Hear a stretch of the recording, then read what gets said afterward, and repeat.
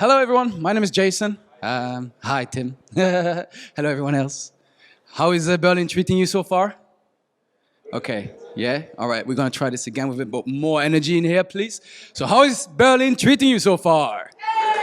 Yes! Now we're talking. Amazing. We have 2 more days to go. I'm sure it's going to be fun. A lot of things to see, to discover, a lot of stands, a lot of people to meet. Great. And also a lot of talks. Well, let's talk. Well, the topic is obviously the same thing, pretty much, just from a slightly different standpoint. First of all, from my standpoint, and you might question yourself, who the f*** is this guy? In your words, here it is just as polite as I am. Who is this guy? Well, that's me. Yes, I used to be. So, as I already said, my name is Jason. I live in London currently since 5 years now. I'm originally from Switzerland, and I am an award-winning bartender. Yay! Thank you very much. Wow. Why is that? Well, I've worked in hospitality for about 15 years in Switzerland mainly, so that's where I started. I started as a chef, went then down to a waiter, breakfast waiter, lunch waiter, a la carte for the evening. By the way, I much more preferred the service bit than the kitchen. Meanwhile, my first love was the kitchen. My love was always food, specifically when I was younger, but that has changed. That has not changed. I just didn't like the environment in the kitchen, and I'm sure you can all agree for various reasons. So also I have been a drinks and spirits educator, drinks, spirits, cocktail educator for many years as well. So I really understand the idea of cocktails, the history behind, etc., etc. In addition to that, I've been a drinks writer. Yay, a little different office job work. Yeah, great. We're just going to leave all 3 there. I'm also a diversity advocate. I think it's important that we do care about diversity. I'm a certified nutritionist. As I said before, I love food. And that leads me to be the director of Healthy Hospo. Yay!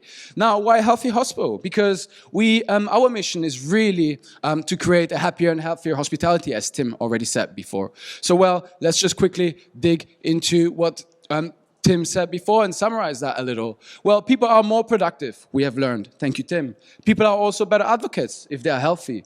In addition to that, staff is at a lower cost. People are at reduced risk of illness if they are happy and healthy. And specifically, employees and businesses are more attractive. So that's kind of like what we got from Tim's presentation. Now, anyone knows this guy? Peter, I love that. Not too bad. Anyone else? No one? Any guesses, maybe?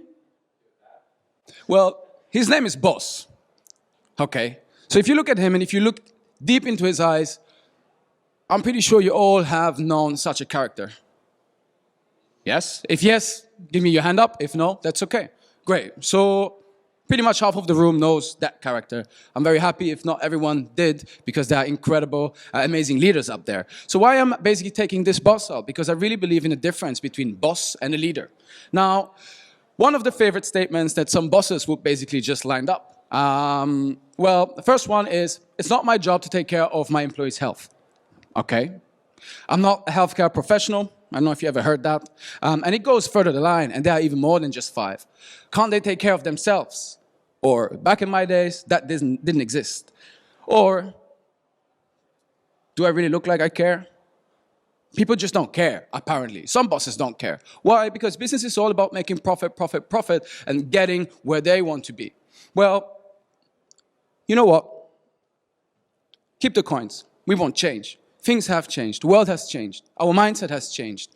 The people who are in this room, and myself in front of you, we all have changed in so many different ways. So we had time to reflect who we really are. We had time to understand what we really want.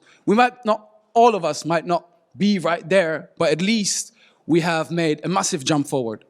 And that's very valuable. But if you look at, like, for example, thanks pandemic, even though if it is, we have some positive aspects from this. And I think it's very important that we look at the positives. So the positives is we want change. Now, how do you get change? That's a big question, isn't it? point at the computer. Here you go. So about how? That's my friend. Did I already said I like diversity? Very important.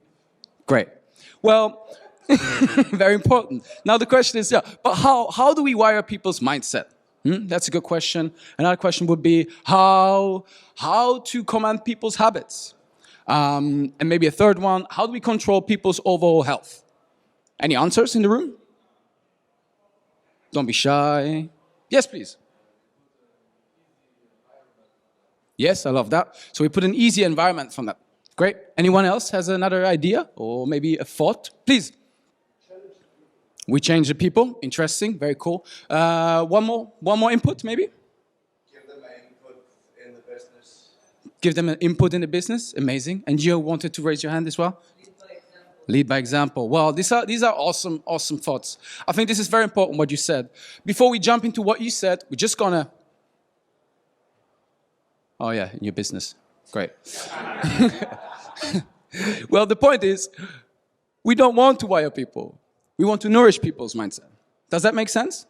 We're not here to control anyone. We're not here to force anyone to change. What we need is that people change from themselves. We want to give them the right tools that they can find the perfect way for them first, and then for the people around them. So, no, we don't want to wire people. We want to nourish people's mindset. We don't want to command people's habits. We want to optimize people's habits. And last but not least, we don't want to control people's overall health. We want to improve people's health in your business. I'm terrible with this. I probably should change hands, probably. Well, what is the answer to that? Well, one of my favorite sayings is culture is strategy for breakfast. Have you ever heard that? Great. Well, this is pretty much the truth. That doesn't mean that strategy is not important. A strategy is important for every single business. A strategy is actually also important for your personal life. A strategy is important when you go buy Christmas presents. You know, strategy is important. But what is more important than this? It's a culture. It's a mindset. It's really how you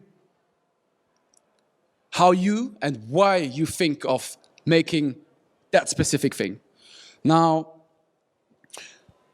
I believe for change, you have to build a solid culture, or you have to improve the culture that's already existent. Why am I saying that? Because you can't always build a culture from scratch. You might be, I've been lucky enough to work in one of the most historical places in the world, and it was older than 100 years old. So you cannot from today to tomorrow just create a fully new culture. So what you have to do is improve the culture day by day. And that's step by step. So it's very key in that you revise it often and that you optimize it often. You have to revise it. You have to get feedback from the people who are actually in that culture, in that building, in that business with you. Because these are the people that These are the people that can give you the feedback that you do need to make the active changes for them, for yourself, and for the whole business. And yes! Big applause for her. Amazing, I love that. What's your name? What's your name? Sasha. Well done, Sasha. Well done. I'm very happy you made it. Great. So, Thank you. Well, great. So let's look at a couple of points, because obviously when we think about improving a culture or creating a culture, well, it doesn't really bring anything if you create a culture on paper and you feel like, oh, that looks great, let's go for it.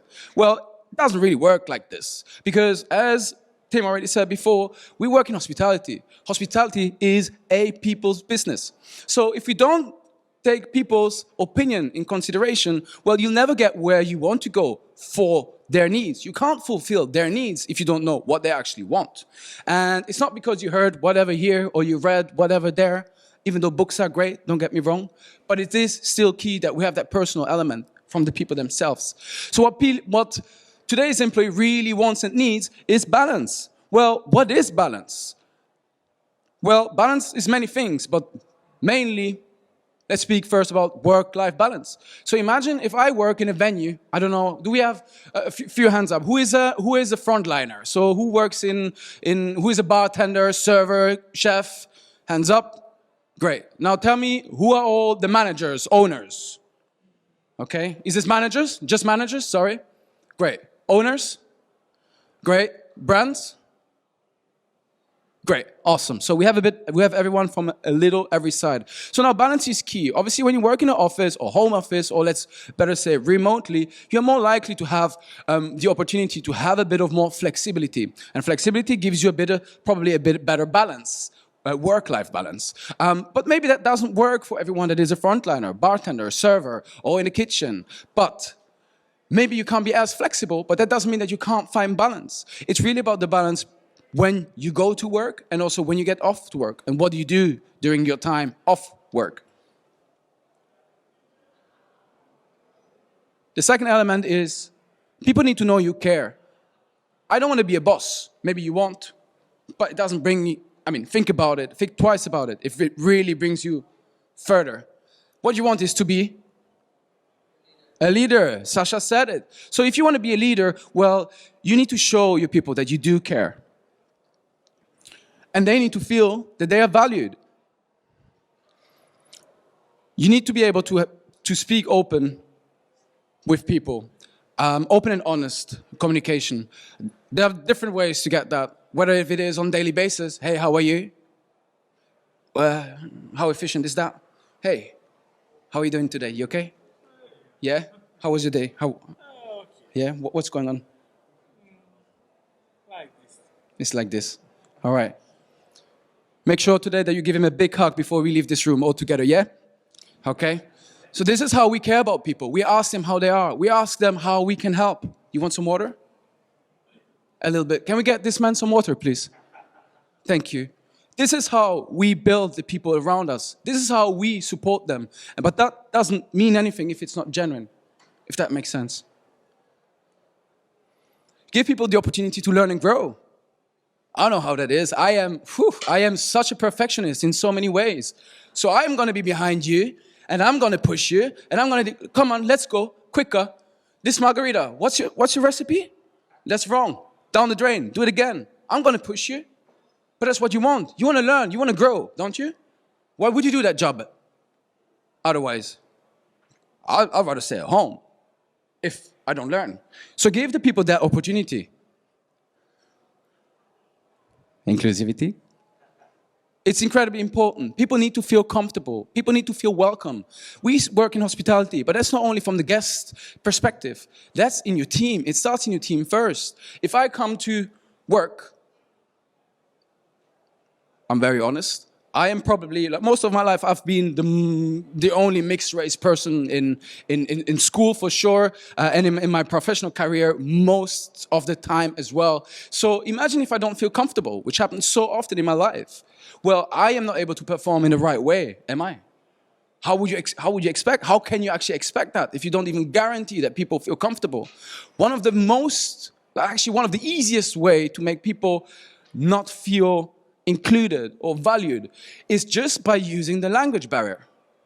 All right? I live in London. In London, we have many Italians. We have many Greek people. We have some English people, but more, thanks Brexit. Brexit has something positive. We get the Brits again. Well done. We have a lot of French as well. So imagine if you work in a venue, because this happened with me for many years. That I work English. This happened to me many times, that I work in a place and I spend a whole shift with all my team members being Italian and not speaking English all shift. Well, I just work by myself, all right? I do speak 3 languages. I understand German, Swiss German, it counts as German. I speak French, I speak English. I might understand Italian from bits to bits, but you get that point. It's really about being inclusive. First off, it starts with you and your environment. And then it goes up the line. And that's the same thing for the management. And then sustainability. Who gives a shit about sustainability? No pressure. Great. Sustainability is incredibly important. We, as we already said before, we have changed. The way that we think has changed. But also if you look at like the different, or specifically as the new generation coming up, Gen Z, how they call it. The only Z I ever known was from Dragon Ball back in the days. But it's a different story. Well, Gen Z, yeah, great. Gen Z, what is Gen Z? Well, these are the millennials. So we need to understand that millennials, they've grown up differently. They didn't play Snake. You can't blame them. So we need to understand they are different. Even though if I consider myself as a young man, I'm 30 years old and I'm still a kid in my head, and that's great. But we need to understand that the new generation, they are different. They think different. They've been raised up differently. Some of my friends say, well, the new generation don't want to work. Well, I'm not surprised. I am not surprised. They grew up with, they could just hang around like this on the phone and being a YouTuber or an Instagram, whatever, and make millions. So of course I don't want to work.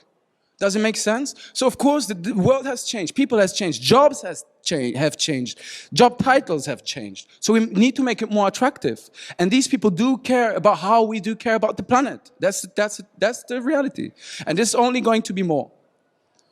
So sustainability, just to have a little definition, well, sustainability in my words really means that we need to meet our own needs, of course. But without compromising the ability of future generations to meet their own needs. That's, for me, in own words, what sustainability means. But also, in addition to natural resources, we also need social and economic resources. So sustainability is actually not only about the planet, all right? So before we speak about the planet, which we'll do in just a few seconds, we need to understand that if we are not sustainable with our own people, first of all, we are not going to be able to keep these people in the right shape, in the right health, as we said. But also think of, if people are not great, are not well, they don't give a shit about the planet if they are not well. People who don't take care of themselves, do you think they care really about the planet? Does it make sense? No. I mean, yes. And then last but not least, as we say, it starts with the people first, then it goes towards the planet, and then last but not least, this is what really drives the profit up in your business. So with a sustainable people culture, everyone wins. Customers, we have everyone in the room. No customers, not today, because we are trade only, but everyone else is represented. Employees are here. Management is here. Owners, we said, are here. Suppliers, brands, is what we said before. Everyone is here in the room.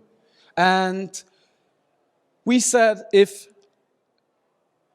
the culture is sustainable, everyone wins, and so does your business. Because we need to understand, if you don't have frontliners, we won't have venues, okay? If you don't have venues, we won't have managers. If you don't have venues, again, we won't have actually brands because they won't be able to perform. So we need to understand that investing into sustainability, specifically into the sustainability of people, this is the way that we improve the whole ecosystem of hospitality. And to finish up, build or improve a sustainable people culture, step by step. Revise it often, optimize it often, and lead by example. Thank you.